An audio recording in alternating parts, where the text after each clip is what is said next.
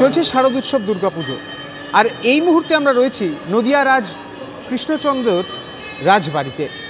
ইতিমধ্যে এখানে মায়ের মাতৃ আরাধনা শুরু হয়েছে এবং সবথেকে বড় বিষয়, মা এখানে রাজরাজেশ্বরী রূপে পূজিতা হন এবং এই পুজোকে কেন্দ্র করে নদিয়ার আপামর জনসাধারণ বিশেষভাবে অপেক্ষায় থাকে এবং এই পুজোতে যে বিষয়গুলো উঠে আসে, 9 দিনব্যাপী হয় মঙ্গল আরতি, মঙ্গলযজ্ঞ।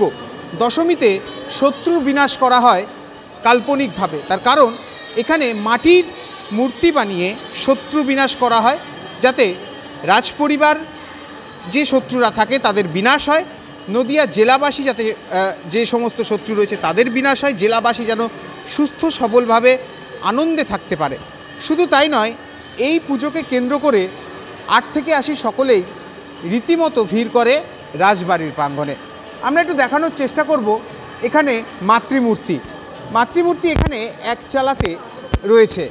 দেবী এখানে পুরোপুরি ডাকের সাজে সুসজ্জিত এবং সবথেকে বড় বিষয়, এই পুজো অর্থাৎ যেটা আগেই জানিয়েছিলাম, দেবী এখানে রাজরাজেশ্বরী রূপে পূজিত হচ্ছেন। আমরা একটু কথা বলবো এখানকার যিনি পুরোহিত রয়েছেন তার সঙ্গে এই পুজো সম্পর্কে। দাদা, পুজো কেমনভাবে চলছে? এতদিনের এই রাজবাড়ির পুজো, এত ইতিহাস কিভাবে বহন করে চলেছে এখনও রাজপরিবার স্বমহিমায় এবং মায়ের কৃপায় ওনারা পুজোর যথারীতি যে নিয়ম কানুন বা শাস্ত্রীয় বিধি সেই অনুসারে ওনারা চালিয়ে যাচ্ছেন পুজো এবং আপ্রাণ চেষ্টা করছেন যাতে ভক্তমণ্ডলী বা নদিয়াবাসী বা যারা যারা দূর থেকে আসেন সবাইকে নিয়ে যাতে পুজোটাকে সুস্থ এবং সুন্দরভাবে চালানো যায়। বড় পুজো এবং এত পুরনো পুজো, সেক্ষেত্রে সাধারণ মানুষের ঢল কেমন নামছে রাজবাড়িতে? প্রতি বছরই একটা মানুষের আবেগ থাকে দুর্গাপুজো। আসলে কৃষ্ণনগরে দুর্গাপুজোর তো সেই রকম একটা মানে উৎসাহ নেই, এখানে জগদ্ধাত্রী পুজোটাই মূল। তো সেই জন্যে অন্যান্য জায়গায় দুর্গাপুজোর যে একটা প্রভাব আমরা দেখতে পাই সেটা কৃষ্ণনগরে একটু কম। সেখানে দাঁড়িয়ে কৃষ্ণচন্দ্র রাজার বাড়ির এই যে পুজোটা, এটার একটা বিরাট টান প্রত্যেক মানুষের মধ্যে আছে। আরেকটা প্রশ্ন রাখবো যে মা এখানে রাজরাজেশ্বরী রূপে পূজিত হন কেন? আসলে রাজপরিবার, তার যিনি ঈশ্বরী অর্থাৎ দেবী, অর্থাৎ রাজ পরিবারের যিনি দেবী তাকেই রাজ ঈশ্বরী বা রাজরাজেশ্বরী বলা হচ্ছে। সেই জন্যই এনার নাম হয়েছে রাজরাজেশ্বরী অর্থাৎ রাজার ঈশ্বরী। এই পুজোতে তো আগে একটা সময় কামান দাগানোর একটা বিষয় থাকতো, এখন কি সেই রীতিগুলো রয়েছে না তার রকম মানে তার আনুষঙ্গিকভাবে কিছু কি করা হয়? না, কামান দাগা বা এই রীতিগুলো এখন আর চল নেই। যেমন পশু বলি ছিল, সেই পশু বলিটি বন্ধ হয়েছে। এখন আঁক বা চাল কুমড়ো, কলা ইত্যাদি বলি হয়। তো এরকম প্রাচীন কিছু রীতি যেগুলোকে বয়ে নিয়ে যাওয়া সম্ভব হয় না, সেগুলোকে আপাতত বন্ধ করে দেওয়া হয়েছে।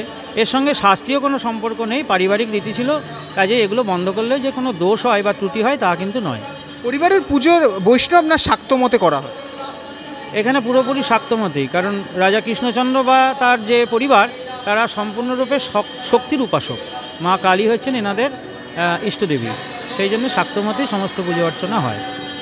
আপনার নাম? অঞ্জন ব্যানার্জি। আপনি পুরোহিত? হ্যাঁ, আমি এখানকার বর্তমান পুরোহিত। একেবারে এই রাজ পুরোহিত যিনি রয়েছেন তিনি জানাচ্ছেন একেবারে শাক্ত মতে দেবীর এখানে পুজো হচ্ছে। শুধু তাই নয়, এখনও বেশ কিছু রীতি, অর্থাৎ এই 9 দিনব্যাপী হোমযজ্ঞ, শত্রু বিনাশ, তার সঙ্গে সঙ্গে এখানকার সন্ধি পুজো যেটা দেখার মতো, একসময় যেখানে কামান দাগা হতো সেগুলি হয় না, পশু বলি করা হতো সেগুলি হয় না। অর্থাৎ এই পুজো যে ঐতিহাসিক ভার এখনও বহন করছে, তার সঙ্গে সঙ্গে এই পুজোর যে ইতিহাস তা কিন্তু নিজেদের মতোভাবে তারা বয়ে নিয়ে চলেছে। এখন বর্তমানে রাজপুরোহিতদের যে মন্ত্রোচ্চারণ শাস্ত্র মতে, শাক্ত মতে পুজো, তা কিন্তু রীতিমতো হচ্ছে এবং আপামর জনসাধারণ তারা কিন্তু আস্থি উপস্থিত করেছেন এবং এই পুজোকে ঘিরে রীতিমতো আনন্দের জোয়ার নদিয়া জেলা জুড়ে।